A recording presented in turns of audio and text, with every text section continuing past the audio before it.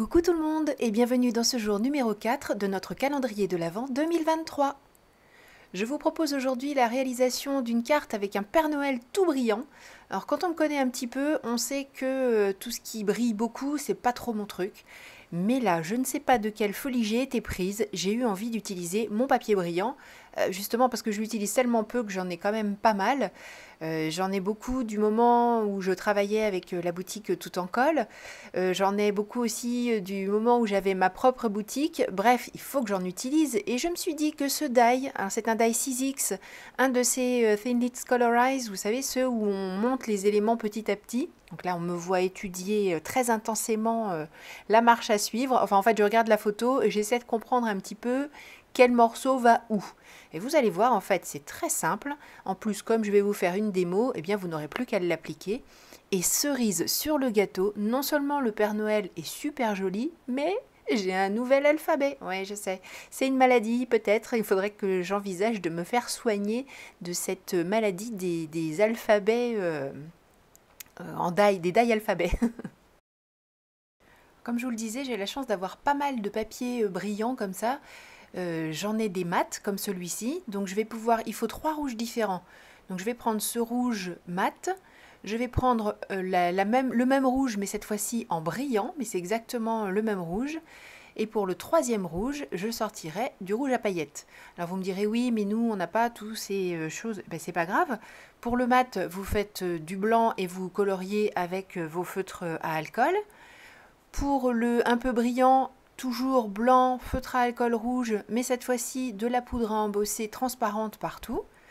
Et pour le troisième, eh bien toujours du papier blanc, toujours le même feutre à alcool rouge, mais cette fois-ci une poudre pailletée transparente. Et voilà, vous avez les 3 qualités de rouge et vous obtiendrez plus ou moins le même, je dis plus ou moins, forcément ce ne sera pas le même résultat, mais ce sera tout aussi joli et vous aurez au moins le plaisir d'avoir tout fait, parce que là je suis une tricheuse de bout en bout sur cette réalisation. J'ai pas résisté au plaisir de commencer à monter les couleurs, même si c'est pas vraiment ce qu'il faudrait faire. Là, j'ai la chance que ça se passe comme ça. En plus, j'ai choisi de le faire parce que mon pailleté rouge, en fait, il est autocollant. Donc, comme ce qu'il y a en dessous, le papier de protection s'était défait, j'ai préféré le coller tout de suite. Mais il vaut mieux y aller petit à petit. On prépare d'abord tous ces morceaux et ensuite on fait le montage. Pour son visage, là exceptionnellement, je n'ai pas pris de papier brillant. J'ai fait comme je fais souvent avec ce genre de die. J'ai pris du papier blanc, comme on en parlait tout à l'heure. Et puis, comme ce sont 2 couleurs de peau, il y en a une qui fait la teinte principale et l'autre un petit peu les ombres. Et j'ai choisi 2 feutres que j'aurais utilisés si j'avais fait ma mise en couleur classique, sans relief, sans die. Pour la barbe, j'ai choisi du blanc et du gris, enfin de l'argenté assez clair. J'aurais dû faire l'inverse en fait, faire la barbe principale en blanc et c'est ce qui va se retrouver au-dessus et le dessous en gris. Bon, c'est pas affreux, mais quand je le referai, je ferai l'inverse et je pense que ce sera encore mieux. Alors un truc pratique, c'est qu'au dos des die, en fait, on a le numéro. Donc par exemple pour les rouges, il y avait Red 1, Red 2, Red 3. Je vous fais grâce de l'accent. Et idem pour les autres couleurs en fait. Donc c'est bien pratique pour se repérer parce que j'avoue qu'on a beau avoir une idée de ce qu'il faut obtenir à la fin, notamment les pièces du visage, c'était un peu bizarre. Et puis comme chaque couleur c'est un die, par exemple le noir là, vous voyez, si on n'a jamais fait le montage, on peut se demander ce qui va où en fait. Et finalement, comme je vous le disais, c'est très simple. Donc on part du rouge 1, c'est la base. Par-dessus, on va coller le rouge 2. Alors c'est facile aussi à mettre en place parce qu'on ne voit pas très bien là, mais on l'a sûrement vu plusieurs fois quand je faisais bouger un petit peu les formes. Il y a la découpe, mais il y a aussi une sorte de gravure qui vous permet de bien positionner toutes les pièces suivantes. Donc c'est super facile. Donc là je mets rouge 2 et 3 en même temps puisque j'avais déjà fait le montage du rouge 3 sur le rouge 2. Et je mets toutes ces petites parties là où elles doivent aller. Alors quand j'avais un petit doute, notamment le bas du pantalon, il n'y a pas tellement d'emplacement marqué avec, comme je viens de vous le dire, une petite marque légère. Je me réfère à la photo pour essayer de faire les choses correctement. Alors il y a des pièces qui sont vraiment très petites, très fines. d'où l'usage de la colle à pointe fine. J'aurais peut-être même pu utiliser la colle Stampin' Up, mais la Stampin' Up, je trouve que si elle dépasse un petit peu, notamment sur des parties brillantes comme ça va laisser une marque, alors que la colle de chez Rayer, il n'y a aucun souci, on passe un petit peu le doigt et ça disparaît, donc je préfère utiliser celle-ci pour ce montage. Ensuite, on colle les parties du visage. Là, à nouveau, on a un petit quelque chose un petit peu marqué sur le personnage principal, sur le fond rouge, donc on sait où placer le visage. Je place la partie ombre, entre guillemets, sur la partie claire. Alors, le plus rigolo, ça a été les oreilles, je trouve, parce qu'on a la partie de base, et par-dessus, on vient ajouter le détail, et on a les circonvolutions. Enfin, c'est très joli, c'est vraiment bien fini. Il est très très mignon, et j'ai adoré ce petit détail. Alors j'ai essayé de faire en sorte d'utiliser mes pinces, j'avoue que là c'était tout petit, c'était pas évident.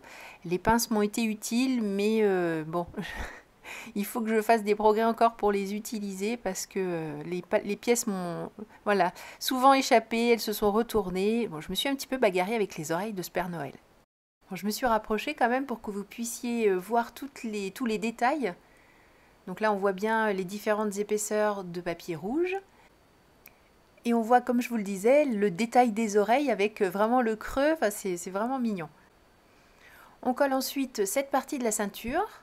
En fait, au final, on ne va pas voir grand-chose, on va juste apercevoir dans les passants de la ceinture deux petits morceaux gris et un petit peu aussi derrière la boucle de sa ceinture. Mais c'est important de tout mettre pour qu'il y ait une épaisseur, en fait, une base derrière. Donc, c'est pas, on pourrait imaginer que c'est du gaspillage, mais en fait, non, il y en a vraiment besoin.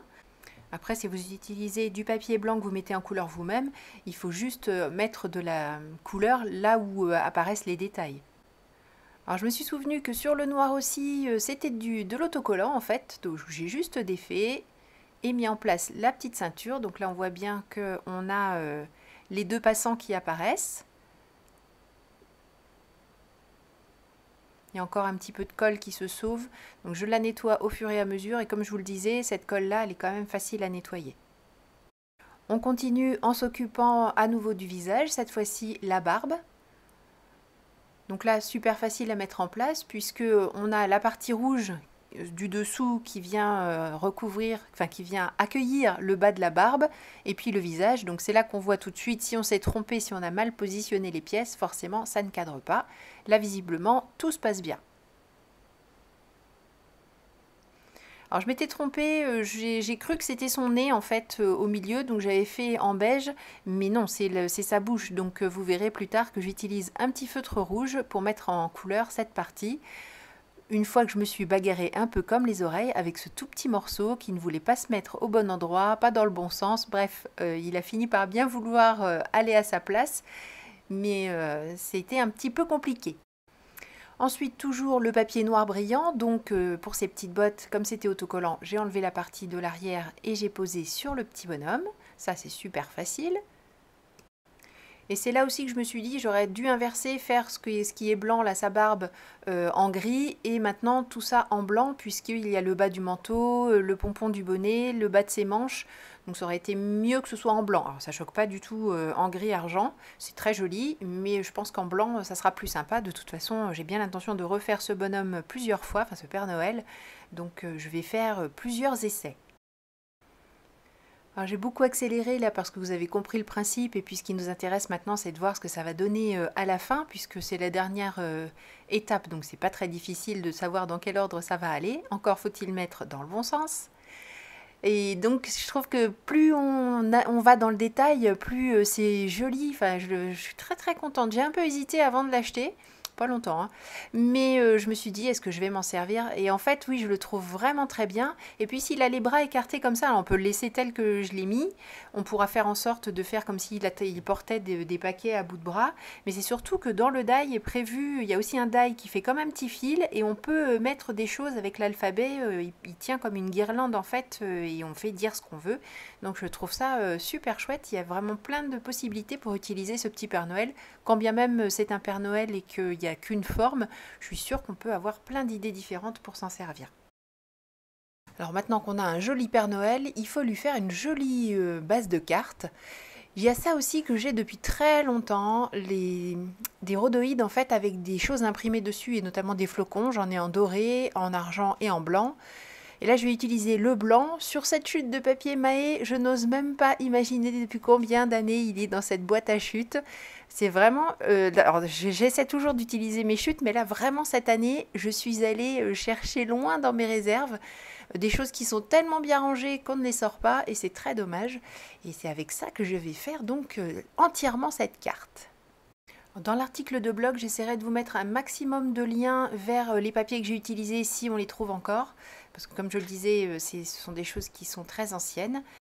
Et par exemple, si vous n'avez pas ce joli plastique transparent avec les petits flocons dessus, et s'il n'existe plus, je ne sais pas, vraiment, j'en sais rien du tout. Je regarderai, j'essaierai de retrouver ça. Ça vient de chez Tout en Colle, hein, tout ça, comme je l'ai dit, les papiers, ça, tout ça, ça vient de chez Tout en Colle, mais il y a longtemps, donc peut-être que ça existe encore. Si c'est le cas, je vous mettrai le lien.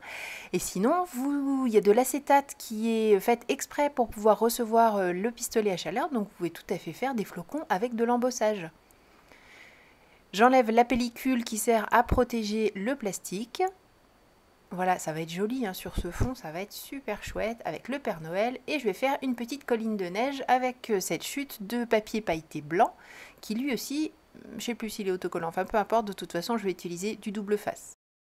Alors là, plus rien de vraiment technique, enfin, jusqu'ici la carte n'était pas spécialement compliquée.